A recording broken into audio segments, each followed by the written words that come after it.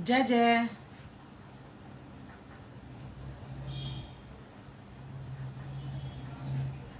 जय हो। जय जय।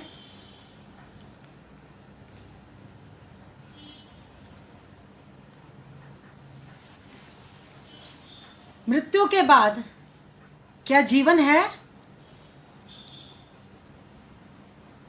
एक प्रश्न आया था। आज हम कुछ एक दो प्रश्न लेंगे। एक दो प्रश्न मेरे पास आए। मेरे पास बहुत से प्रश्न आते हैं। आप जब मैं लाइव आती हूँ जब भी प्रश्न करते हैं, और कई बार ऐसा होता है कि मैं भी बैठती हूँ तब भी बच्चे पूछते हैं, और कई जो लोग हैं वो फ़ोन द्वारा भी मुझसे बात करते हैं। तो एक प्रश्न मेरे पास आया है, मृत्यु के बाद जीवन है? तो इसका उत्तर है कि हाँ, मृत्यु के बाद भी जीवन है। जब हमारी मृत्यु होती है और आखिरी समय में जब हम मृत्यु को प्राप्त होते हैं तो उसके बाद भी जीवन होता है। उसे जीवन नहीं कह सकते, उसे हम कर्मों की यात्रा बोल सकते हैं, नया जीवन बोल सकते हैं, परिवर्तन बोल सकते हैं। उसे हम जीवन तो नहीं बोल सकते, कर्मों की यात्रा, परिवर्तन, जीवन की यात्रा, जीवन की संध्या। जय श्री राम। जय जय। अच्छे हैं हम, बहुत अच्छे हैं। आप कैसे हैं आप बताएं।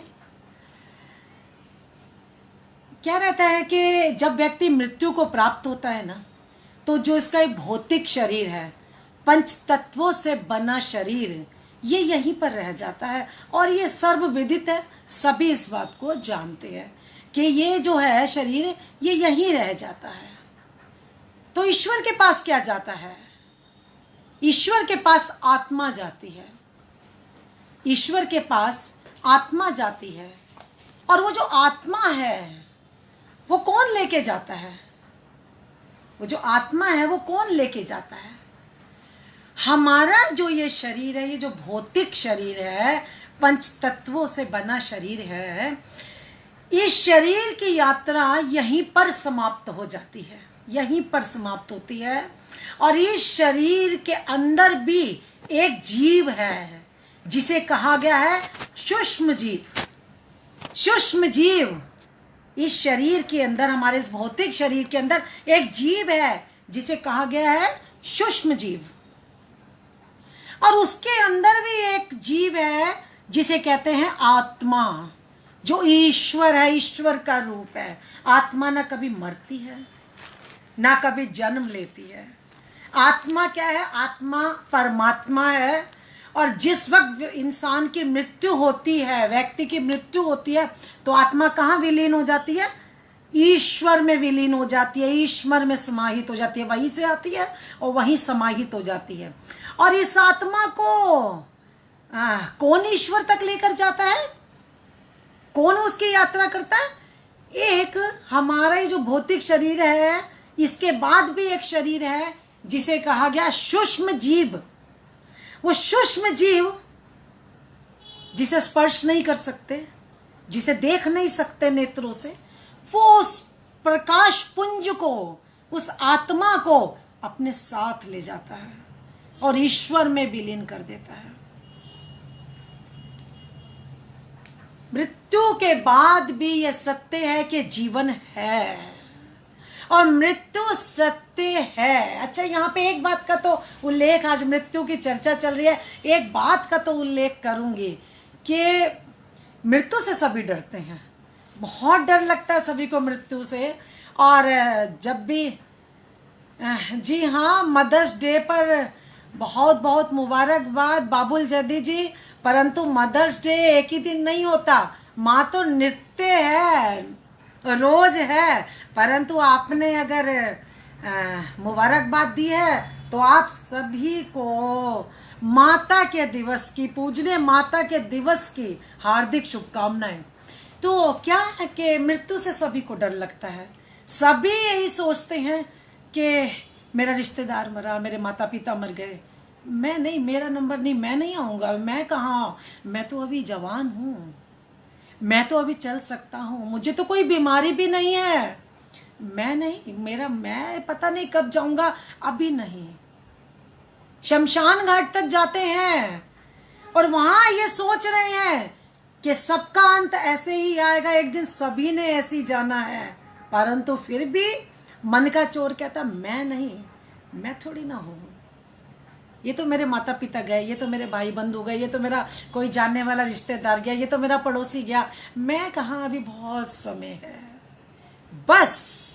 बस यहीं पर व्यक्ति धोखा खा जाता है, अपने आप से धोखा खा जाता है, अपने आप को धोखा दे देता है। किस लिए? मृत्यु शाश्वत है, सत्य है मृत्यु, ये मृत्यु लोक है और इसके बाद भी एक जीवन है, वो जीवन आपके कर्मों की यात्रा है। मृत्यु को क्या कहा गया? मृत्यु को कर्म लोक भी कहा गया। मृत्यु भूमि जो है, ये जो मृत्यु भूमि है, जो पृथ्वी है, इसे कर्म लोक भी, कर्म भूमि भी कहा जाता है। यहाँ जो कर्म करेंगे ना, वो मृत्यु के बाद का जीवन फिर आरंभ होता है, वो प्रारब्ध चालू हो जाता है कि यहाँ जो आपने कर्म किए हैं वो मृत्यु के बाद उसको आप वहाँ जाकर उसका हिसाब करते हैं। वो यात्रा उस कर्मों की आरंभ होती है, वो कर्मों की यात्रा आरंभ होती है। तो यह जो मेरे सामने प्रश्न था कि क्या मृत्यु के बाद भी जीवन है? जी, मृत्यु के बाद भी जीवन है, परंतु वो जीवन कर्मों की यात्रा है, कर्मों का लेखा जोखा। ये मृत्यु लोक है, ये भूमि जिस पे हमने जन्म लिया है, यहाँ पर कर्म करने हैं और इन कर्मों की जो यात्रा आरंभ होगी, वो जो जीवन आरंभ होगा, वो मृत्यु के पश्चात आरंभ होता है। जिन्होंने कर्म किया, ईश्वर वहां उन्हें सिंहासन देते हैं, बैठाते हैं, सुख भोगते हैं, वो पितर बना देते हैं उन्हें, और जिस वक्त वो पूरे सुख भोग लेते हैं तो पुनः वो जन्म ले लेते हैं इसी मृत्यु लोक में। और जिन्होंने कर्म अच्छे नहीं किए या जिन्होंने किसी को सताया या अन्यथा कुछ किया, तो उनके साथ ये होता है कि उनको कई योनियों में भटकना पड़ता है, परंतु मृत्यु के बाद भी जीवन है। और एक और इसमें उल्लेख आता है कि जीवन जीने की कला होती है, तो मृत्यु की भी कला होती है। जीवन जीने की कला है तो मृत्यु की भी कला है। मृत्यु देखिए, जड़ भरत जो थे, एक हिरनी गर्भवती है। श्रीमद् भागवत पुराण में ये प्रसंग आता है, जड़ भरत जी जो थे, ये उन पर है कि एक हिरनी गर्भवती है और एक पार से उस पार जाना है, तो बीच में नदी उफन रही है, उफन रही है और हिरनी को उस पार जाना है, परंतु वो डर रही है, भय ग्रसित है, उसे भय हो रहा है। फिर भी कैसे न करके हिम्मत करके हिरनी एक छलांग मारती है और उस पर जाने की कोशिश करती है, परंतु उसी वक्त जिस वक्त वो छलांग मार रही है, तो वो उसको क्या होता है कि उसके जो हिरनी का जो बच्चा, जो वो गर्भवती है, वो छलांग मारते ही बीच में ही उसका प्रसव हो जाता है। वो गर्भवती है, उसका प्रसव हो जाता है और वो बच्चा पानी में गिर जाता है, नदी के अंदर। और जड़ भरत जी उसको देख रहे हैं, फौरन सहसा जाते हैं और क्या करते हैं कि हिरनी के बच्चे को अपने गोद में भर लेते हैं, अपने आलिंगन में ले रहे हैं हिरनी के बच्चे को और ऐसा चूम रहे हैं, ऐसा प्यार कर रहे हैं, अपना ही बच्चा हो, और उसका लालन करते हैं, पालन करते हैं, उसको पालते हैं और उसको स्नेह करते हैं। बस हर वक्त हर क्षण उन्हें वो हिरनी का बच्चा ही दिखता रहता है, हमेशा याद आता रहता है। तो ऐसा ग्रंथों में उल्लेख है, भागवत में उल्लेख है कि जब भरत जी का अंतिम समय आया, तो उस वक्त वो हिरनी को याद कर रहे थे, हिरनी के उस बच्चे को याद कर रहे थे, छोटे से को। तो क्या रहता है कि ग्रंथों में उल्लेख है कि उनका जो जन्म हुआ, कहते हैं कि उस वक्त जिस वक्त मृत्यु का आखिरी समय होता है, और उस वक्त आप जिस तरफ आपकी वासनाएं हैं, जिस तरफ आपकी वासना, ये जो आप कहते हैं ना, हमें मरने के बाद माता पिता दिखे, आप हमेशा बोलते हैं हमें मरने के बाद हमारी बहन दिखी, हमारे पिताजी दिखे, हमारे चाचा दिखे, हमारे मामा दिखे, हमारी नानी दिख रही हैं, हमें हमारा दोस्त दिखा, हमारे पड़ोसी दिख रहे हैं। ये क्या है कि मृत्यु के वक्त जो व्यक्ति, उस वक्त जो उसकी वासनाएं, उसकी इच्छाएं रह जाती हैं, ये आपको वो व्यक्ति नहीं दिख रहा, ये वो दिखता है आपको। उसकी वासनाएं दिखती हैं, उसकी तमन्नाएं, उसकी उम्मीदें, उसकी आशाएं जो मृत्यु के वक्त उसके अंतर में रह जाती हैं, आपको वो नजर आती हैं। उनकी वासनाएं भटकती हैं। शरीर तो पंच तत्व का है, वो तो यहीं पर ही नाश हो जाता है क्रिया करके। कोई दफनाता है, कोई अग्नि में प्रज्वलित कर देता है, शरीर तो यहीं पर ही रह जाता है। और जो सूक्ष्म जीव है वो आत्मा को लेकर उड़ जाता है। तो जो व्यक्ति की, जो मरने वाले व्यक्ति की जो वासनाएं हैं, वासनाएं वो यहीं पर रह जाती हैं, जो आपको निरंतर सपनों में दिखती हैं, निरंतर अंदर मन में आभास करती हैं। तो इसके साथ क्या है कि क्या हुआ कि जब वो उनका अंतिम समय आया तो उसकी, उनके जो मोह माया थी वो उसी हिरनी के बच्चे में थी, जिसका उन्होंने जी अपने भी मुंह मोड़ लेते हैं, चाहे दुश्मन बने जमाना, मत घबराना, मन बावरे जय श्याम। अरे ये क्या लिखा आपने, तो बहुत बड़ा गीत है। लाइव में बहुत छोटा सा समय होता है जी, और ये गीत बहुत बड़ा है, तो कुछ छोटी छोटी लाइनों में लिखेंगे तो हम भी जवाब दे देंगे। तो क्या है कि अंतिम समय में जो उनकी वासना उस मृग में, उस मृगनी के बच्चे में रही, और वो उसी को याद करते रहे, उसी याद करते रहे, तो उनको जो जड़ भरत जी थे, उनको जो अगला जीवन मिला वो हिरण का मिला। वो हिरनी के बच्चे में वही वासना थी, उसी को छोड़ के जाने का मन नहीं था, अंतिम समय था, तो उनको वही जीवन, वो हिरण का जीवन मिला।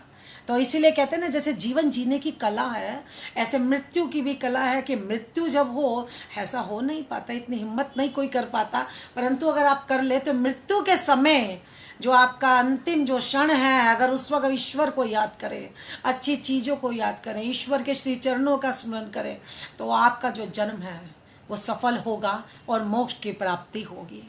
ये एक प्रश्न था, ये एक प्रश्न था जो मेरे पास आया था। जय माँ, जय माँ। ये एक प्रश्न था जो मेरे पास आया था, इसका मैंने उत्तर देने की पूरी कोशिश की। एक प्रश्न और आया था, वो प्रश्न था कि क्या धर्म की चर्चा केश खोल के की जा सकती है, मुक्त केशों से की जा सकती है? धर्म की चर्चा, धर्म की व्याख्या क्या खुले बालों से की जा सकती है? उस वक्त जब धर्म की कोई चर्चा करे तो बालों को बांध ले। ये मेरे पास एक प्रश्न आया था कि दीदी क्या धर्म की चर्चा खुले बालों से की जा सकती है? उस वक्त बाल बंधे नहीं होने चाहिए, बाल बंधे होने चाहिए, धर्म की चर्चा खुले बालों से नहीं होनी चाहिए। क्या ये सत्य है? क्या ऐसा होना चाहिए? ये प्रश्न एक बार मेरे पास आया, एफबी पर भी आया, फोन द्वारा भी मुझे बोला गया, और मैंने इस प्रश्न का आकलन किया कि धर्म की चर्चा, ये प्रश्न आया कहाँ से? धर्म किसको कहते हैं? अभी पीछे भी मैंने बताया कि धर्म किसको कहते हैं, धर्म का रूप क्या है। और मैंने जो चर्चा पीछे, जिन्होंने भी मेरा ये लाइव पीछे अगले रविवार को देखा होगा, उसमें धर्म की छोटी मोटी सी व्याख्या मैंने की कि धर्म कहते किसे हैं, धर्म होता क्या है। अब आप देखिए कि धर्म का रूप क्या है, धर्म का रूप क्या है, धर्म किसे, धर्म ईश्वर को कहा गया, धर्म ब्रह्म को कहा गया। धर्म का रूप क्या है? साक्षात शिव, हरिहर विष्णु। धर्म का रूप क्या है? वो जगदम्बा, वो पारंबा, वो मंगल मूर्ति, वो वात्सल्य की देवी, सौभाग्य की देवी, वर मुद्रा धारी, मंगल करनी, संकट हरनी, मां जगदम्बे, मां जगदम्बे। धर्म क्या है?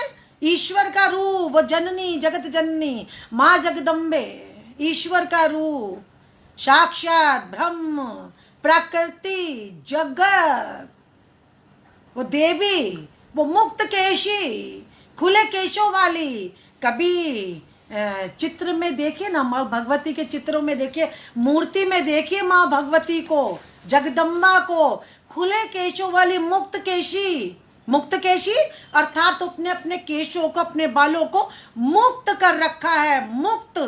हर बंधन से माँ बंधनों में नहीं बंधती, माँ कदापि बंधनों में नहीं बंधती, माँ मुक्त केशी है, माँ अपने केशों को मुक्त करे रहती है। इसका संदेश है मैं बंधनों में बंधना नहीं चाहती, मुझे बंधन स्वीकार नहीं है, मैं मुक्त केशी हूं, स्वतंत्र हूं, मैं स्वतंत्र हूं। और माँ साक्षात धर्म सम्राटनी, धर्म की देवी, शांति की देवी, संयम की देवी। इसके साथ साथ माँ ने अपना रूप स्त्रियों को दिया। स्त्री कौन होती है? स्त्री शक्ति रूपा है। किस लिए? क्योंकि माँ शक्ति रूपा है, माँ शक्ति रूपा है, जगदम्बा है। तो स्त्रियों को माँ ने अपना रूप दिया है, अपना स्वभाव दिया है, अपनी तरह ही केश दिए हैं, अपनी तरह ही नैन नक्श दिए हैं, अपनी तरह ही वात्सल्य दिया है, अपनी तरह ही शांति संतोष दिया है, अपनी तरह ही सृष्टि जनने की क्षमता, जैसे माँ ने सृष्टि बनाई है, माँ ने पूरी सृष्टि बनाई है, इसी तरह से उस जननी ने स्त्री को भी एक गुण दिया है कि सृष्टि का निर्माण करे, सृष्टि को जन्म दे। ये जो सृष्टि का संचालन है ये माताएं कर रही हैं, ये औरत कर रही है, ये जननी है, ये जगदम्बा है, ये शक्ति का रूप है।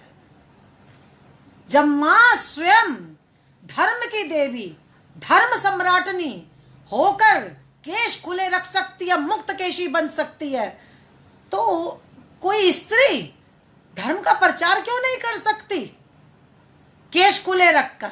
यह प्रश्न था कि स्त्री धर्म का प्रचार कर सकती है क्या खुले केशों में, केश खुले रखकर? मां, कैसी मां? मणियों के दीपों में बैठी मां। मां का भवन कौन सा है? मां का भवन कहाँ है? मणिदीप। माँ के भवन का नाम क्या? मणिदीप। मणियों के बीच में माँ जगदम्बा बैठी हैं और माँ के भवन में प्रवेश निषेध है, क्योंकि माँ की सहचरी, माँ की सेविकाएं, माँ की अंगरक्षक कौन है? सभी स्त्रियां हैं, सभी स्त्रियां। और वो कैसी लग रही हैं? वो कैसी लग रही हैं? वो योगनियां, वो 64 योगनियां, जैसे स्वयं माँ का रूप है। माँ ने सबको अपना रूप वरदान स्वरूप दे रखा है, सब माँ जैसी नजर आ रही है। और प्रवेश निषेध है, अंदर कोई पुरुष प्रवेश नहीं कर सकता, निषेध है। और माँ मणियों के दीप के बीच में सिंहासन पर विराजमान है।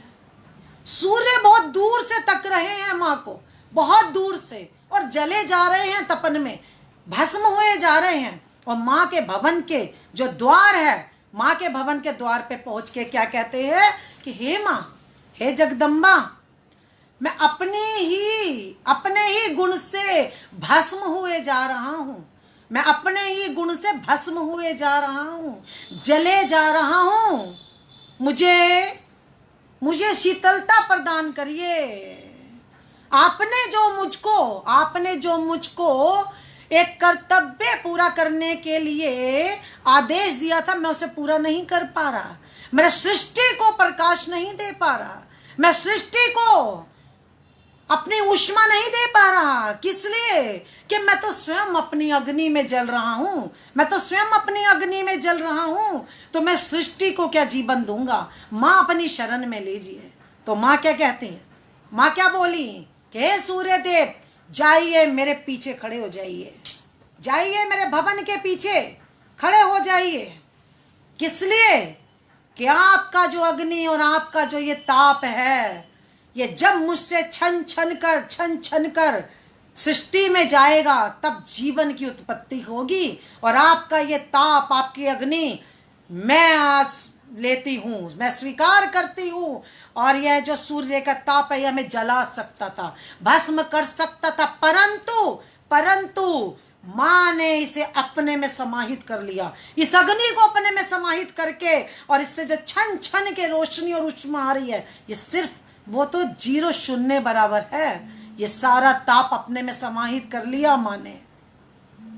और माँ की शक्ति, माँ की ताकत, लोग क्या कहते हैं, लोग बोलते हैं कि माँ के पीछे एक ओरा है, माँ के पीछे एक रंग बिरंगा ओरा नजर आता है, सूर्य की रोशनी। आपने कई चित्र देखे होंगे कि उसमें सूर्य की रोशनी दिखती है, सूर्य की रोशनी नजर आती है। तो क्या है, क्या सूर्य माँ को अपनी रोशनी दे रहे हैं? कदापि नहीं। माँ शक्ति रूपा है। माँ अगर शिव से भी अपनी शक्ति छीन ले तो शिव भी शव बन जाते हैं। माँ शक्ति रूपा है। माँ ने अपनी ताकत, अपना तेज, अपनी शक्ति किसे दी है? सूर्य को दी है। और उसकी ऊष्मा और उसकी अग्नि लेके हम सबको प्रकाश दिया है। माँ ने अपनी शक्ति दी तो सूर्य भगवान हमें शक्ति दे रहे हैं, हमें ऊष्मा दे रहे हैं, हमें जीवन दे रहे हैं। ऐसी जगत जननी। और जैसे ही सूर्य को चौकीदारी करते देखा, सहसा चंद्रदेव दौड़े आए। चंद्रदेव दौड़े आ रहे हैं। वो कह रहे हैं भवन के द्वार पर आके, माँ रूप दिया, चांदनी दी, शीतलता दी, फिर भी अधूरा हूं। रूप देती हो, चांदनी देती हो, शीतलता देती हो, फिर भी अधूरा हूं। कहीं पर एक छोटा सा दाग है, जो तो अपनी शरण में ले लो तो वो दाग भी धुल जाएगा। तो माँ क्या कहती हैं कि आ जाओ मेरे मस्तक पर, चंद्र बिंदु बन जाओ, आ जाओ, मैं आपको अपने मस्तक पर ग्रहण करूंगी, चंद्र बिंदु बन जाओ मेरे ललाट का। और आज के बाद कोई नहीं कहेगा कि आपके अंदर दाग है। और यह जो मेरे अंदर सूर्य का ताप और ऊष्मा आ रही है, अग्नि आ रही है, आपकी शीतलता से जब ये छन छन के जाएगा, तो जब सृष्टि जलेगी तब आपकी शीतलता से वो ठंडी हो जाएगी। तो माँ ने मस्तक पर चंद्र बिंदु, चंद्र को स्थापित कर लिया। माँ की खुली केश राशि, माँ के खुले बाल, किसका संदेश है? आसमान जब बिजली कड़कती है और घनघोर घटा जब आसमान में काली काली घटाएं जब होती हैं, घटा जब इधर से उधर उमड़ती घुमड़ती है और घोर बादल हो जाते हैं काले से, वो माँ की केश राशि, माँ के बाल हैं। माँ के तीन नेत्र, माँ के तीन नेत्र हैं। 2 नेत्र, एक पृथ्वी और एक आकाश, एक पृथ्वी और एक आकाश। क्या संदेश दे रहे हैं? एक पृथ्वी अर्थात ये पृथ्वी जहां जहां तक है, सृष्टि, पूरी सृष्टि, इस कंट्री का नाम यहां नहीं ले रही, पूरी सृष्टि जहां जहां तक है, और सृष्टि में जहां जहां तक इंसान की, मनुष्य की पहुंच नहीं है, माँ का एक नेत्र वहां तक देख सकता है। माँ का दूसरा नेत्र आकाश, इस सृष्टि में जहां जहां तक आकाश है, जहां जहां तक आकाश है, माँ का वो नेत्र वहां तक देख सकता है। माँ का तीसरा नेत्र, आज्ञा चक्र पे माँ का तीसरा नेत्र क्या कहता है? शिव का भी तीसरा नेत्र है। भोले भंडारी का तीसरा नेत्र जब खुलता है तो वो भस्म कर देता है, परंतु माँ का जब तीसरा नेत्र खुलेगा तो प्रलय आ जाएगी और पूरी सृष्टि इसमें समाहित हो जाएगी। किस लिए? कि माँ के नेत्र से ही तीसरे सृष्टि उत्पन्न हुई है, सृष्टि का जन्म हुआ है, और माँ के ही तीसरे नेत्र में अंत में सृष्टि समाहित हो जाएगी। माँ के कंगन, माँ की चूड़ियां, आप सबकी मुस्कुराहट, माँ का एक बूंद पसीना, आप पूरी सृष्टि के अश्रु आंसू, माँ का एक बूंद पसीना, आपके आंसू, माँ की चूड़ियों की खनखन, आप सब जीवों की मुस्कुराहट, माँ की ओढ़नी, माँ की साड़ी, पूरे आसमान में जब गरज बरस जाता है तो एक इंद्रधनुष नजर आता है, वो माँ की साड़ी है, माँ की ओढ़नी है। और झमझम जब बरसात होती है तो वो माँ का वात्सल्य है, माँ का प्रेम है अपने बच्चों के प्रति। क्योंकि माँ प्राकृति रूप है, माँ प्राकृति है, वो प्रेम है बच्चों के प्रति। माँ की ओढ़नी इंद्रधनुष है, माँ की चूड़ियां आपकी मुस्कुराहट है, आपका रुदन, आपके अश्रु माँ का एक बूंद पसीना है। माँ के चरण, माँ के हाथ, माँ के 4 हाथ, पूरब पश्चिम उत्तर दक्षिण, माँ के 4 हाथ पूरब पश्चिम उत्तर दक्षिण, माँ के 4, माँ सहस्त्र, माँ 1000 हाथ भुजाओधारी है, परंतु चित्रों में माँ के 4 हाथ नजर आते हैं। वर मुद्रा लिए, कमल का फूल लिए, ग्रंथ लिए, तलवार लिए, कटार लिए। उसका अर्थ है कि माँ आपकी रक्षा कर रही है, अपने बच्चों की रक्षा कर रही है और दुश्मनों का संहार कर रही है। माँ का वक्षस्थल, आपका लालन पालन, जैसे आपकी माँ बाल्यावस्था में आपको आपका लालन पालन करती है, छोटे बच्चे का दुग्ध पान करवा के पेट भरती है, माँ का वक्षस्थल आपका आहार, अन्न रूपा, शक्ति रूपा अन्न रूपा आपका आहार है। माँ के दोनों चरण, माँ के दोनों चरण आपके कर्म, माँ के दोनों चरण आपके कर्म।